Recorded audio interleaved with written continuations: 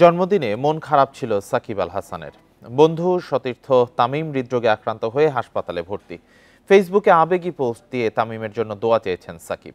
নানা সংকটে দুজনের শীতল সম্পর্ক হলেও বন্ধুর অসুস্থতায় নীরব থাকেননি সাকিব। এই ঈদে জামা জুতো অ্যাক্সেসরিজের ডিসকাউন্ট। পোস্ট দিয়ে তামিমের সঙ্গে মাঠের লড়াই ও স্মৃতির কথা স্মরণ করেছেন। পথ চলা যেন আরও দীর্ঘ হয় সেই কামনা তার। লিখেছেন, তামিমের জন্য সবার দোয়া হবে তার জন্মদিনের সেরা উপহার। ডিপিএলে ম্যাচ খেলতে গিয়ে বিকেএসপিতে হার্ট অ্যাটাক হয় তামিমের।